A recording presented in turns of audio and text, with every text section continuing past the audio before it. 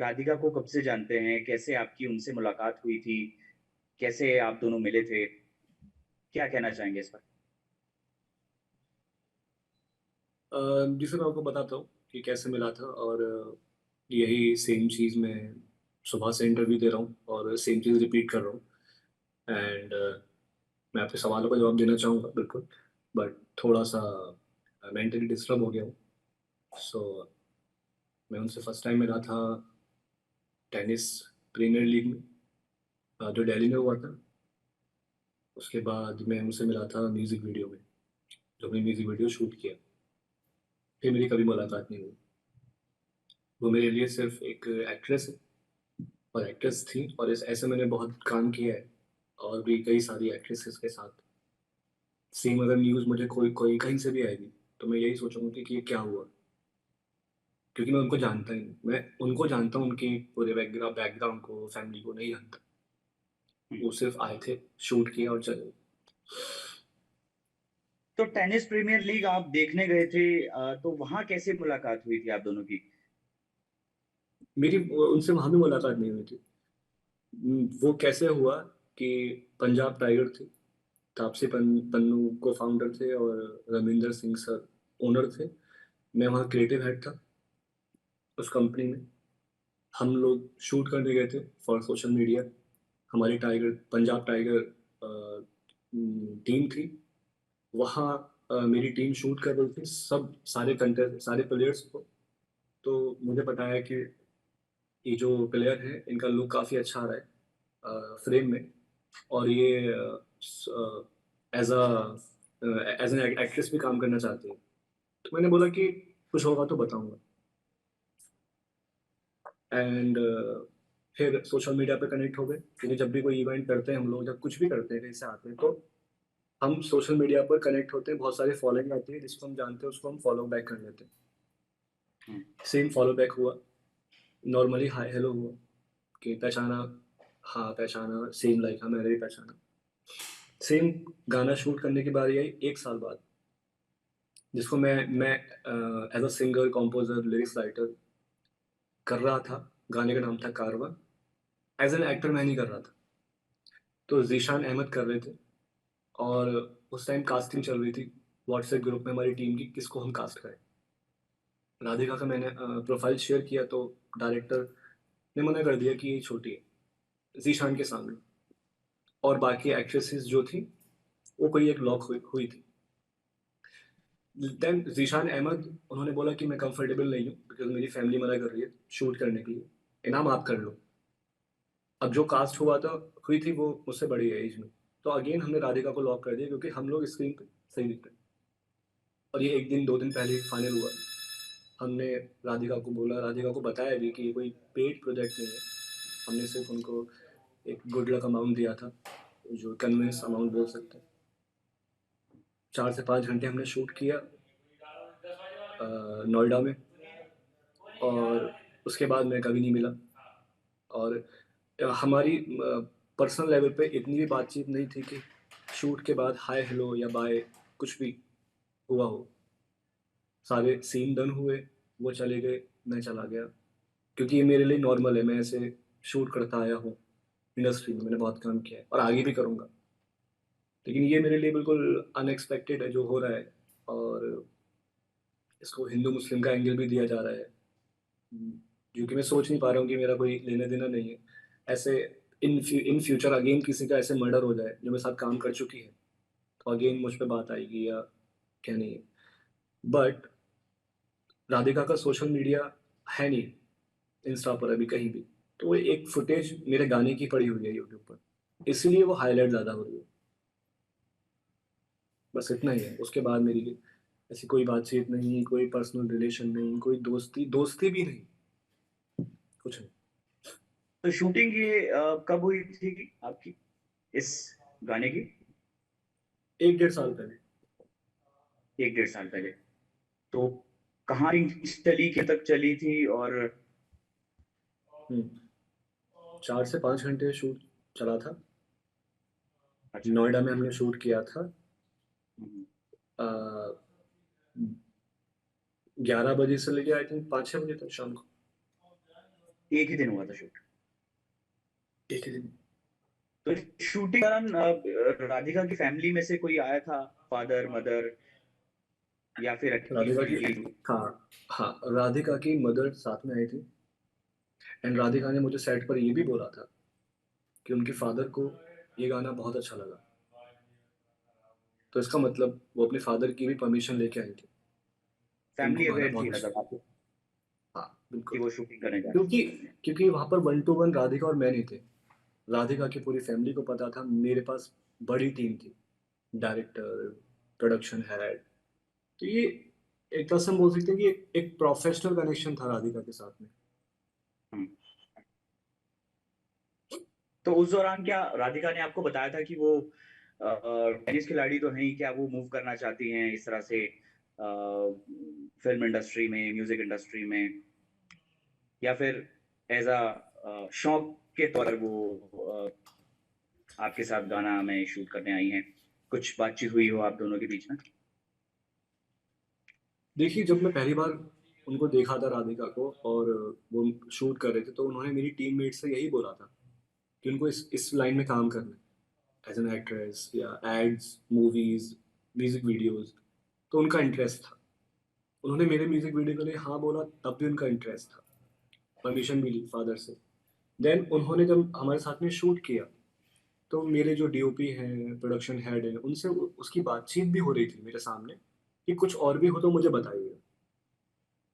Because एक sports person, एक नहीं मैंने काफ़ी लोग देखे, हर किसी को शायद ये लगता है कि वो अपनी अपने फील्ड में ज़्यादा स्ट्रगल कर रहा है। तो उसका ये भी कहना था कि लाइक हमारा तो हम टेनिस खेलते हैं, और जो हमारा टेनिस लीग भी हुआ था, वहाँ भी उसका सिलेक्शन नहीं हुआ था राधिका। तो जाहिर सी बात है कि उसको आना है, और मैं मानता हूँ कि पावर ऑफ मीडिया है।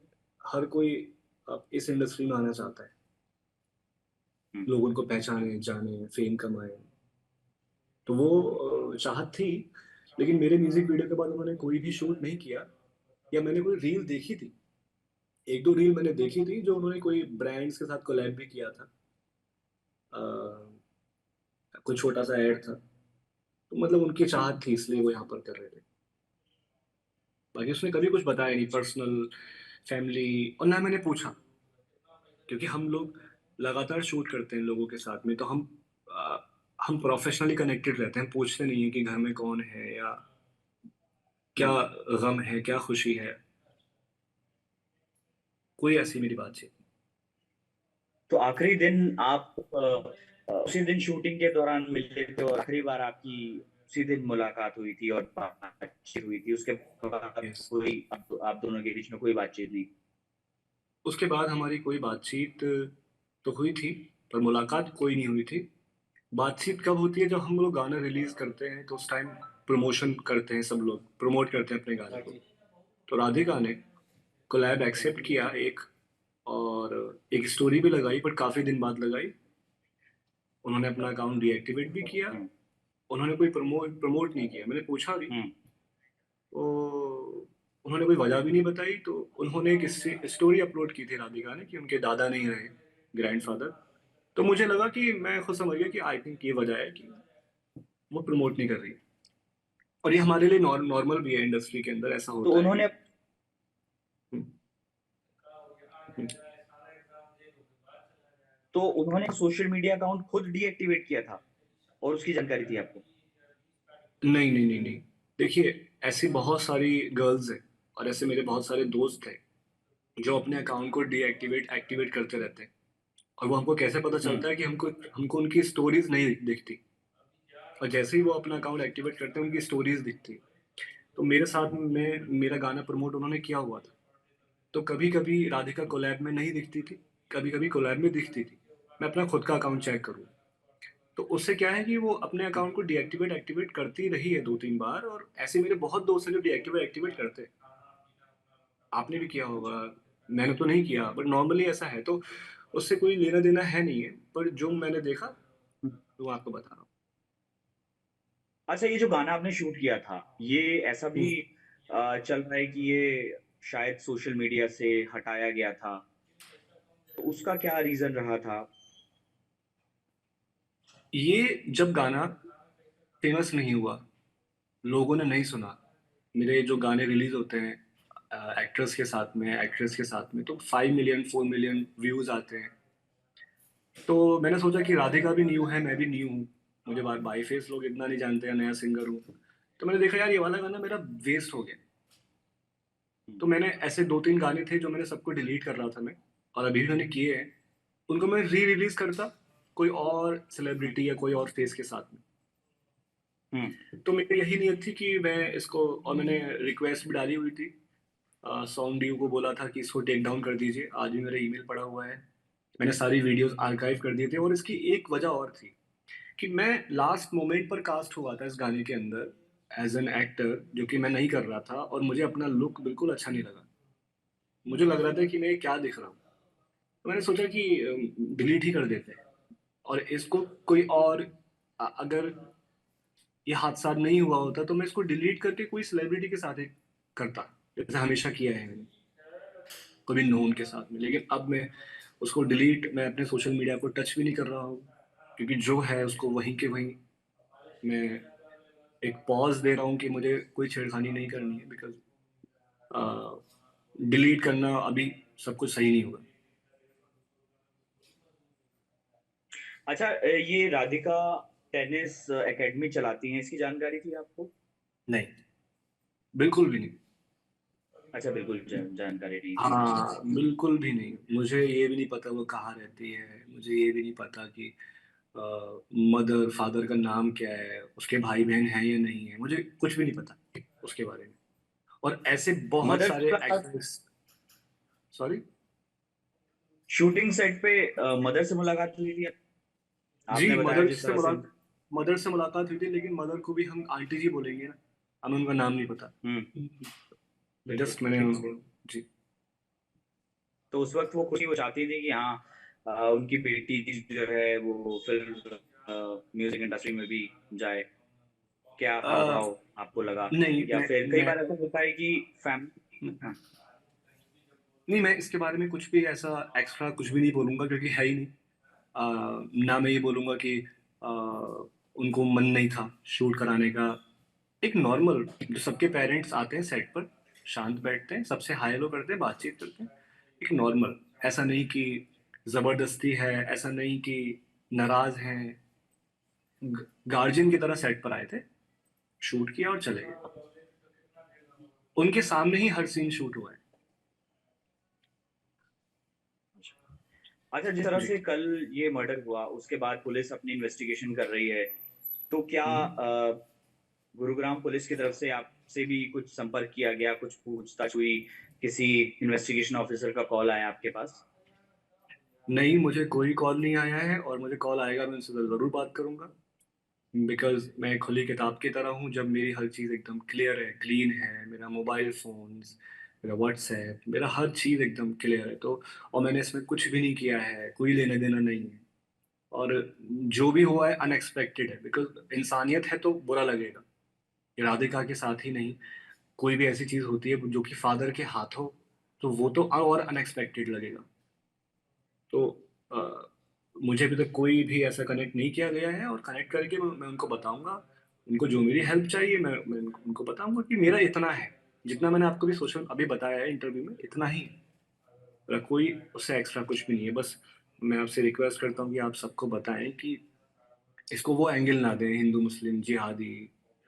क्योंकि अगर अगर हम बोलें कि लाइक मैं मुस्लिम हूँ, राधिका हिंदू है, तो ऐसे तो मैंने और म्यूजिक वीडियो भी शूट करे हैं, मुस्लिम के साथ भी करे हैं, सुम्बुल तौकीर के साथ में, अलग अलग तो आर्टिस्ट, तो हम तो शूट करते हैं।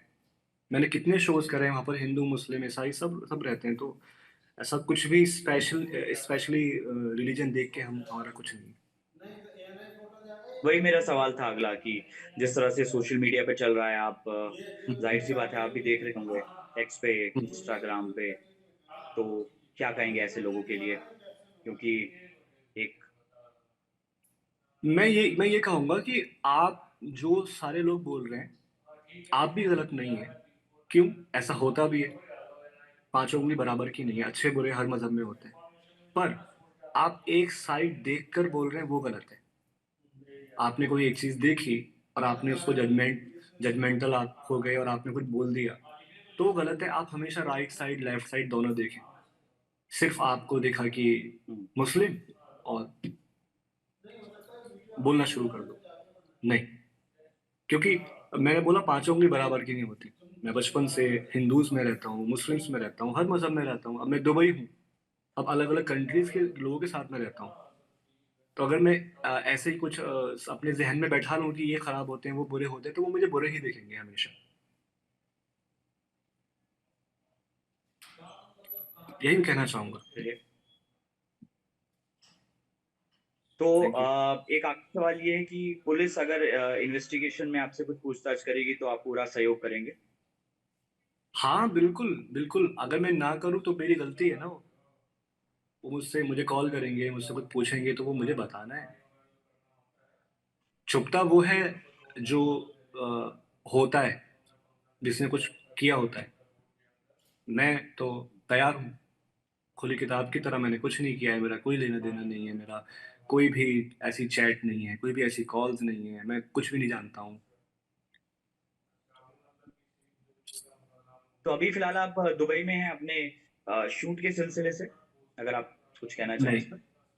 नहीं सर, मैं मुंबई 7 साल रहा, मैं अलीगढ़ से हूँ एंड मुंबई में मैंने काफ़ी एज़ एन एक्टर काम किया और मैंने बहुत सारे एपिसोडिक शोज़ किए, तो मुझे लाइफ़ में कुछ और भी करना था, तो मैं कुछ 2 महीने पहले अभी 3 महीने हो जाएँगे, मैं दुबई आया हूँ और हमारा यहाँ पर क्लब है, सॉइल, जिसको मैं रन करता हूँ, यहाँ इवेंट्स करवाता हूँ, खुद भी इवेंट्स करता हूँ, खुद भी शोज़ करता हूँ